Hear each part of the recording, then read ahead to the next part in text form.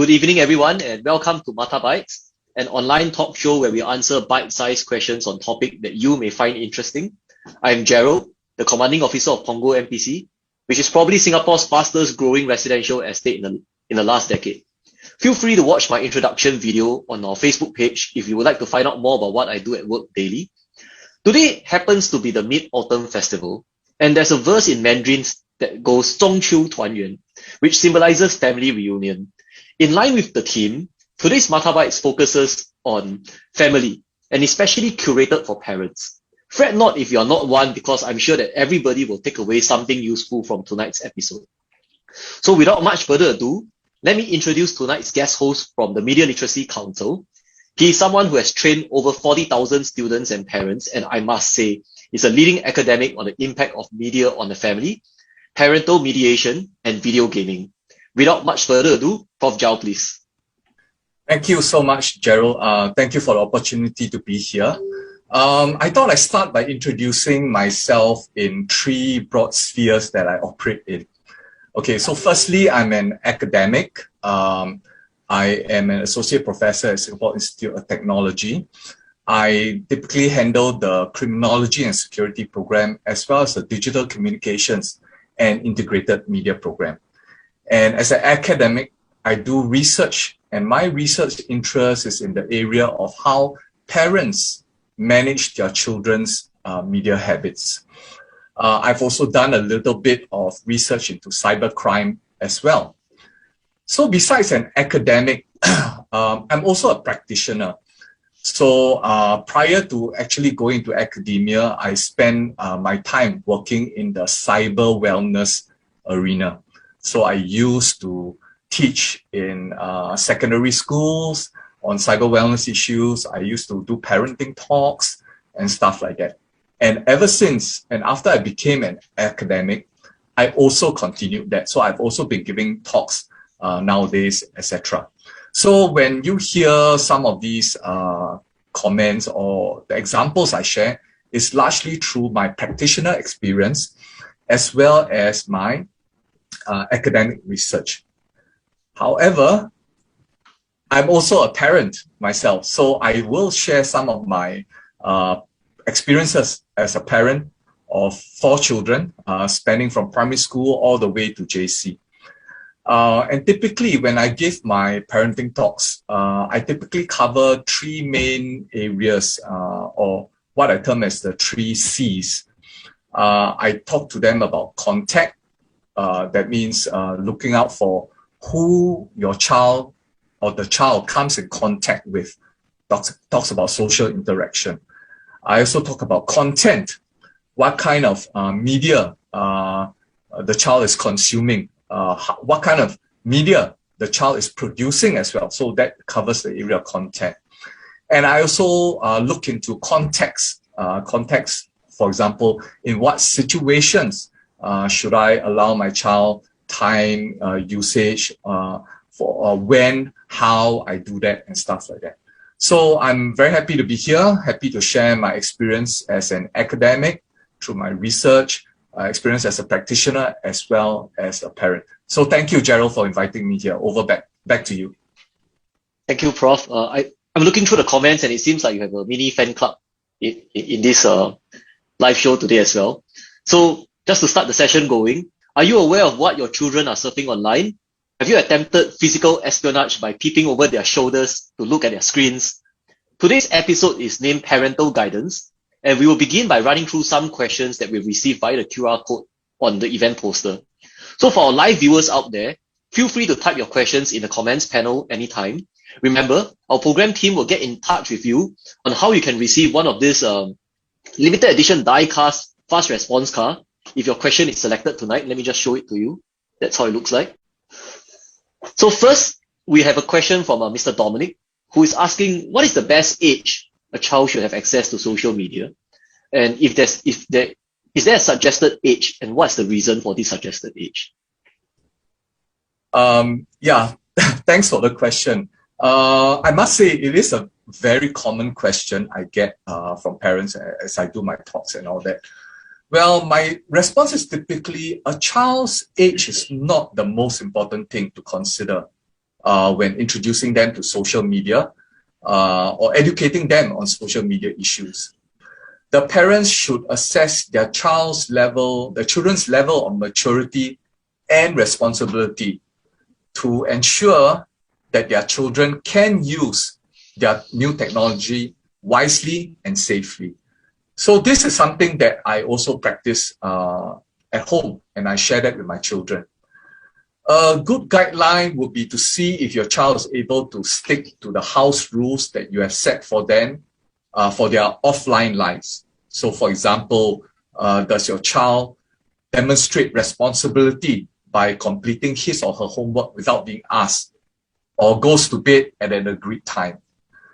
So if they often break the rules or require constant reminders, then you may not, and they may not be ready to adhere to additional boundaries relating to social media usage. So here are some tips for parents to teach children about adoption of proper cyber wellness values. Firstly, I do encourage parents to equip yourselves with the necessary knowledge.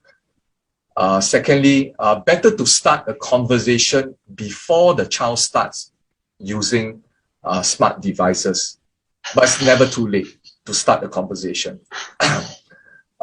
Establish trust by keeping communication lines open with the child so that they can come to you when faced with problems. So just take note, we always encourage that you journey together with your child.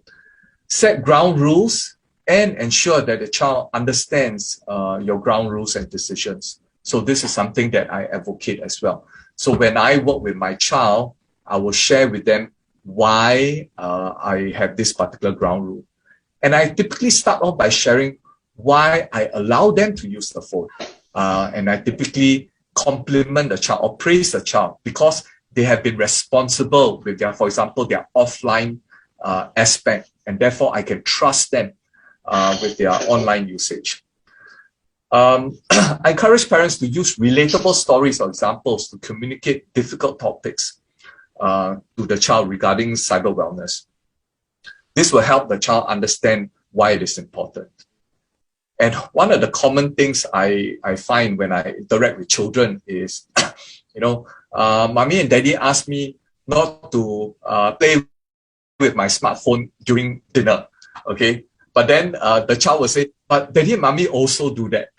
So one thing I advocate to parents is practice what you preach. Be a good example so that children can adopt good practices when using their media devices. In order to prevent children from being dependent on digital devices as a stimulant and make the best use of their time online that supports their growth, you should allow children to cultivate other hobbies and interests as well. Maybe they can use technology to supplement or aid their aspirations, interests, and learning. There are resources on the Media Literacy Council's website, such as the Click Guide, okay, that can help guide parents in educating their children on digital media use. And we also have the Digital Parenting with Preschoolers Guide as well. The Click Guide displays potential scenarios that parents and their children may find themselves in during their interactions about digital media and customizes these tips to help them navigate the online world in a safe and responsible manner. So I hope that help answers the question. Thank you, Prof. So moving on, next we actually have two questions on fake news. It's by Louise and Jane. So basically what they want to know is how do we recognize fake news and how do we check for fake news? I think I'll just start this segment going by telling everyone what regulates fake news in Singapore. So we have this act called the Protection from Online Falsehoods and Manipulation Act, or POFMA for short.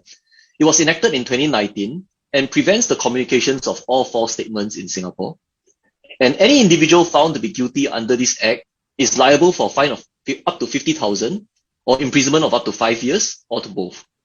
The law also allows for direction to be issued to the person who communicated the falsehood to correct it or to stop communicating it. So based on what I found online, fake news can range from misleading to manipulated to fabricated data. In this spectrum, almost all the content that is falsified varies, and so does the intent of communicating it. So my question to Prof. Jiow tonight is, how can parents detect fake news and educate their children to be discerning about what they see online? Thanks for that question. Yeah, it is interesting. And my response to the parents is, I think how parents or anyone can detect fake news is probably number one. And I have 6 tips for you. Question the source. So make sure that you obtain information from a credible source with a good reputation.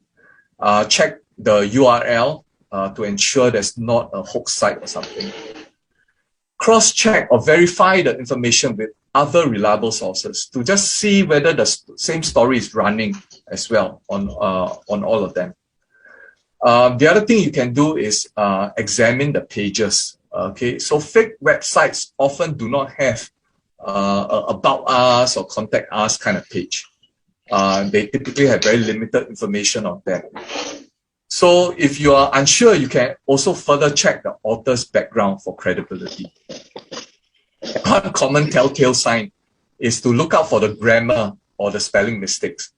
You check the language, sometimes it is very glaring and you can tell that it's a fake site.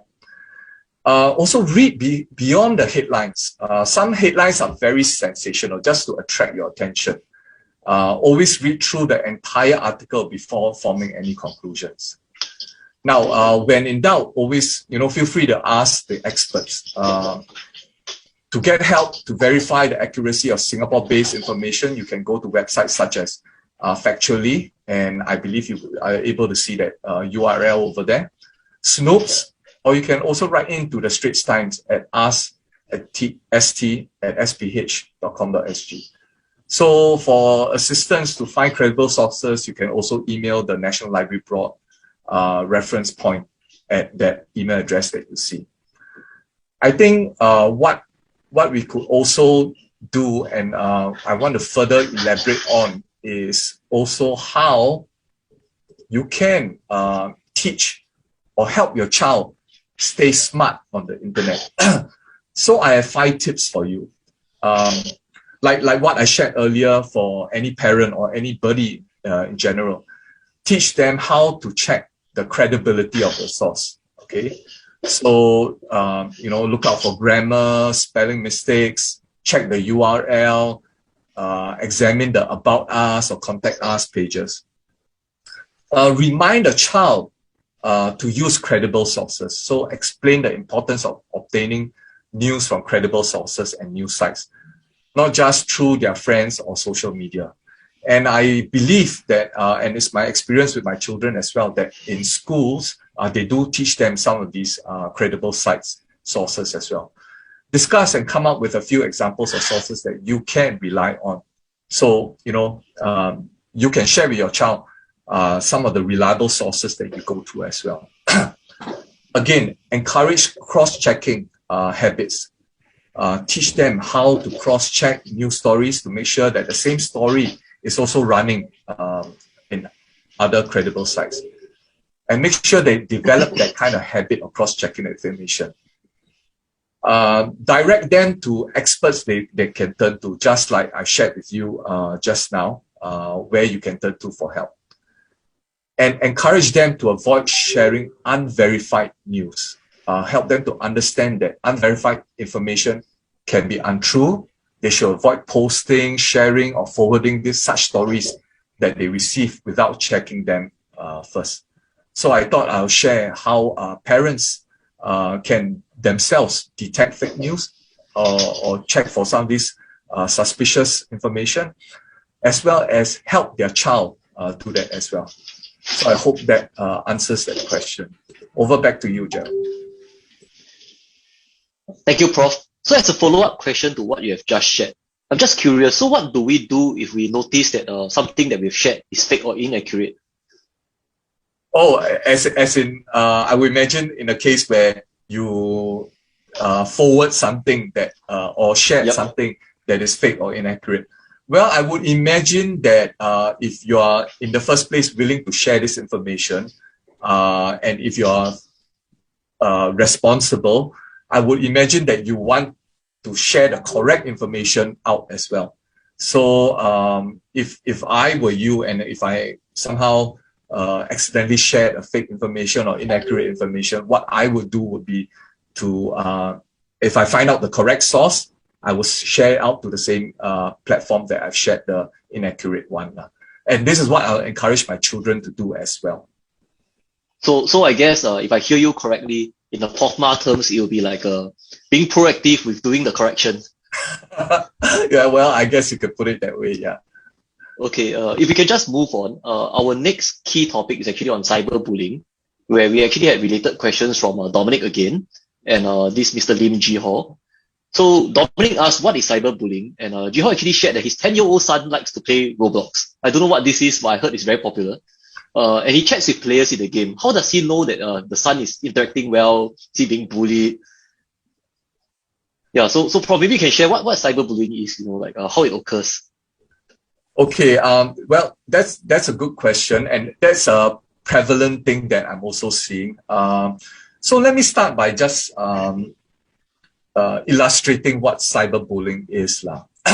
So cyberbullying is the act of harassing, threatening, embarrassing, hurting, or targeting another person through digital platforms and devices. And it can come in a few forms. So one is what we know as flaming or roasting, using mean or offensive language to deliberately humiliate and insult the victim. Harassment, sending hurtful and threatening messages to the victim. Uploading of embarrassing media, videos, pictures, etc. Of the victim, which may or may not be digitally altered, largely to embarrass the victim. Impersonation, impersonating the victim online and damaging the victim's reputation in the process. Exclusion, that means intentionally leaving the victim out of an online chat or group. Now, so it can be equally or more damaging as its physical counterpart. When I talk about physical counterpart, I mean the physical bullying. So it can be because it's persistent. It can happen 24 hours a day, making it very difficult for victims to find relief. It is more visible and widespread. It can be shared widely or even go viral. And it's anonymous. It's harder for victims to identify or report their bullies. I remember one incident where this victim came to me and said, I feel like I've been cyberbullied and I do not know what I did wrong, but I want to apologize to the bully. But I don't even know the bully. I do not know how to start the apology. So it was very difficult for that particular victim. It is important for children and youth to have the skills to guard against and deal with cyberbullying. I think one of the associated questions is, how can I tell if my child is being cyberbullied? Well, it may be difficult to tell if your child is being cyberbullied, as children might keep these difficult experiences to themselves. However, there are some common signs that experts say you can look out for. So change in personality behavior, such as becoming socially withdrawn, angry or anxious, loss of confidence. You find your child suddenly deleting social media accounts, doing things that are drastic, stops using the phone or computer, or using it a lot more than normal, or being unusually upset after using their phone. So these are some telltale signs that I hope will be helpful. But, knowing all these telltale signs, what is on the parents' minds is, what can I do if my child is being cyberbullied? Well, I can offer a few suggestions. Number one, empathize. do not dismiss the situation or belittle it or say, it's a small thing or whatever. Try to understand the situation and be supportive of your child. Acknowledge and compliment and praise your child for his or her bravery in standing up and seeking help. Then evaluate, assess the severity of the bullying. Sometimes if you feel that it is very severe and it's beyond you as a parent to handle it, go and consult the authorities, school or police. They may need to step in. They may need to, step in to be able to handle the situation. One thing I always advocate is to collect evidence. Save the evidence by taking screenshots of the posts, photos, or chats. This can be helpful if you need to make reports to the school or to the police. Also, empower. If it's a less kind of severe situation, just now we're talking about evaluate the severity. If it's a less severe situation, brainstorm ways for your child to deal with the bullying and explore some of these options together. Again, as what I advocated before, journey with your child in this digital journey. Come up with a practical plan to deal with the bully, such as not responding to taunts or blocking the bully on online platforms. Do not tell your child to retaliate, as this could send the wrong message that hurtful behavior is okay. And then we encourage you to evaluate. Okay, keep a close eye on the situation. Don't just one time tell the child and then leave him or her alone. But monitor and journey with your child. Monitor your child's emotional state and the extent of the bullying. If things don't improve, help your child understand why it may be prudent to get help from the authorities in resolving the issue. Again, this goes in a repeated cycle. If you really need help from the experts, I believe some of the contact details are listed there.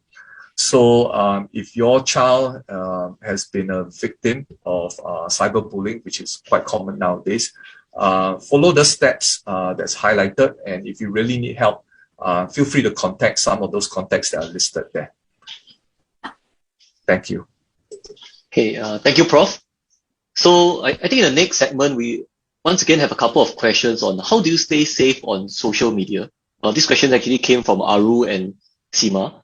Allow me to take this question from a scam prevention approach.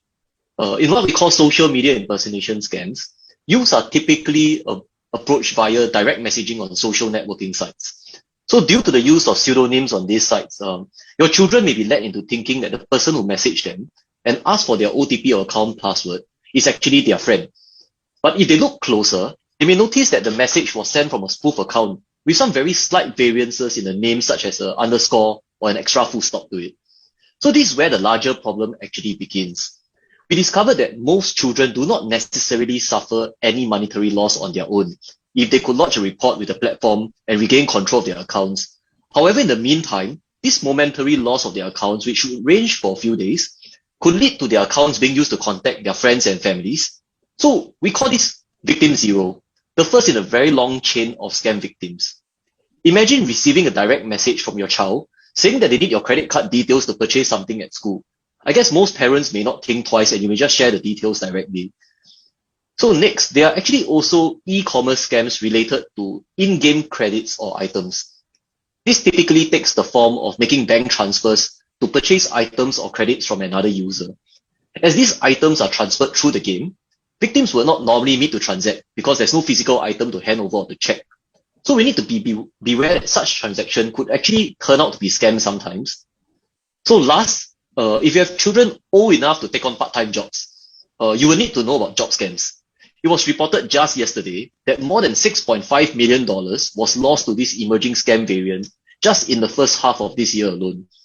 Job scams typically offer work-from-home arrangements for affiliate marketing programs to boost sales, and these do not exist. They then ask for monetary transfers in return for refunds and commissions. Let's move rounds. The victims may be packet and more expensive items, but eventually do not get any refund at all. Our message to everyone out there is not to sign up for these web portals and group chats that ask you to grab orders for commissions, or to make bank transfers in exchange for refunds and commissions. And also not to download dubious mobile apps that do not exist in the app store of your device, or to visit sites with URLs that just do not make sense. They could go xyz123.com. These are telltale indicators that these are scams actually. So Prof, do you have anything to add on to this question about how can you stay safe online, especially on social media? I think generally to stay safe online, what I always advocate to parents is keep the communication channels open with the child. And it is important to journey with their child in their media usage. So for example, what I do with my children is that I will speak to them about it. I'll consciously, maybe once a week or once in 2 weeks, just find out from them what are they doing with their mobile devices, what some of the things that they encounter and stuff like that. Of course, I'm also in their social media accounts as friends. I do have an idea of what they are up to and stuff like that. And sometimes I open up conversations that way. But I think what's important is to journey with your child in their digital usage. And that's my what I would encourage parents to do. And, once you journey with your child, things crop up, you're able to handle it. And that's how you can address some of these issues. Okay, we'll now move on to some of the live questions that are on this Facebook chat. So I see two questions, one from Jiow Jee Jhee and one from Juraimi. And they're actually asking, how can parents watch over their kids without letting their kids feel uneasy? And Juraimi also shared that he's always busy at work. Is there any way that he can monitor what the kids are doing online when they are not at home? So I think they're kind of interrelated because you also mentioned the journey, right? So is there any way you can actually tap onto or look into this journey and any tips on how to not make everyone feel so uneasy about being monitored? Okay, let me try to address this with associated questions that I receive when I give my parenting talks about, let's say, monitoring softwares and stuff like that. I think a lot really depends on how the children gets onboarded onto their media devices. So, for example, when I started out with my child, I started out on a very small scale. I distinguish between ownership of the media device and usage. So the onboarding process for my children was like, I have a spare phone. I lend it to them when they go for their CCAs. And then when they are done, they call me and then I pick them up and then I take back their phone. So it is a slowly building up process where you teach your child the use of the phone, etc. and all that. Initially, at a very young age, I do use some of these monitoring apps. However, I noticed that nowadays, such monitoring and control devices are inbuilt into the OS already, whether you are holding an Android or iOS and stuff like that. So I do use that just to keep track, provide me information and all that. And that helps me address the issue, let's say when I come back home in the evening or over the weekends and stuff like that. I do encourage parents, don't panic too much if it is just one instance. Sometimes children stumble onto things they are just, they may not do it intentionally. And they just stumble into a website which you may not want them to go into. They happen to watch a YouTube video that you may not want them to watch. They happen to come in contact with someone that you didn't want them to come in contact with. I think address some of these issues when you come back home and or over the weekend. And that's how I've journeyed with my kids. So I started them small with usage and then slowly allow them longer usage, more usage, so that I can manage also the deviations accordingly. So that was how I did it. And that's how I can advise parents about watching or monitoring their kids online when they are not at home. It all depends on how you start out that journey. Okay, so I hear that actually, so I hear that actually the communications is a very big part of the journey. Actually, it's more talking to them than actually spying on them. So the conversations does help. I see a very interesting question post live actually, from Mr. Wan. He's actually asking, what are your views of certain countries banning kids from playing online games for more than 3 hours a week, and would that work in Singapore? So I guess on a gaming point of view, how much time should your child spend playing mobile games, for example, or online games? So, okay, this is, so there's no, when I deal with this kind of questions, this kind of media issues, there's no one size fit all situation. It largely depends on their parental concerns. So parents have different types of concerns. So, for example, some parents are more concerned about the impact on the physiology of the child. For example, the eyesight, the way they use the mouse, the hand, the carpal tunnel syndrome or whatever, and things like that. So, and then some parents are more functional. So functional meaning for recreation, only 30 minutes. But when it comes to doing it for studies, no limit, 8 hours a day also can, you can use it, etc., and things like that. So, parents have different levels of concerns and all that. So now some parents view video gaming as and it also depends on the type of games. So for example, parents who play console games with their child and a large TV, it is seen as a family bonding activity. So if the parents view it as such, they typically don't have any restrictions with regards to the use.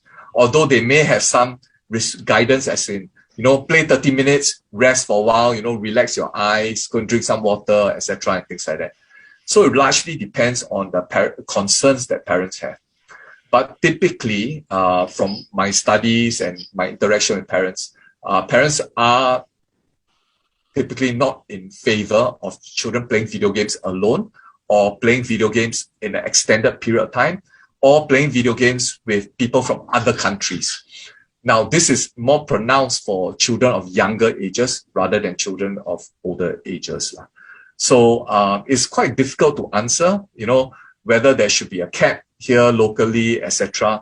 Because I think parents have different views about gaming, especially if parents view that gaming does help in parenting, family bonding. And in some cases, the child also interacts with their cousins. So parents are typically more relaxed. So there isn't a kind of one size fit all solution for this.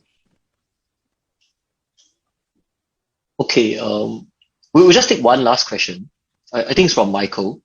I think inevitably when our children actually consume media online, they actually learn a lot of things from it. So his question is actually, profanities are actually very commonly used, I think especially in some of the games that the slightly older children play as well. So do you think it's effective for these websites or games to have like certain filters? Like sometimes when we watch certain shows and it goes beep instead of a profanity. Do you think something like that will help? Okay, so I think what the question, and this is, the question could be similar to the kind of questions that I'm giving about technological filters. So I always advocate and encourage parents, well, technological filters are helpful. I would suggest that they don't rely on it. I mean, if you want to journey with your child and teach your child how to be resilient in the cyberspace, then it should be communication of values. And that means constant conversations with the child. If the parents hold the view that vulgarities is inappropriate, uncool or whatever, share that value, why the parents feel that way, etc., to educate the child. So I will not, while I do admit that technological restrictions or filters do help, my encouragement is to go beyond that and to work at the values, communication of family values. At this point in time, I'm not aware of any technology that turns the vulgarity to beep or something like that. So yeah, I wouldn't be able to answer that at this point in time. Okay, so I think we'll just wrap up today's session in view of time. So thank you, Prof. Jiow, for sharing your insights on today's topic. I think we really learned a lot about what cyberbullying is, how can parents identify it, and also on other themes such as how can we do with fake news and how the parents and the children can journey together on their adoption of media. So I hope that everyone had a fruitful session today, and apologize if we did not manage to take your questions. I think Prof. Jiow has got a quick shout out to make. So Yeah, I think in this, in working with your child on cyber issues, my encouragement is always to journey with your child. I do suggest and encourage parents to visit the media literacy website for helpful and easy to understand cyber wellness resources and digital parenting guides. So feel free to just visit it. There are a lot of resources there. It's very helpful. Please make use of it. And I hope that it will benefit your parenting journey. okay, so thank you everyone for joining us tonight. So we hope to see you on our next episode of Mata-Bytes. Till then,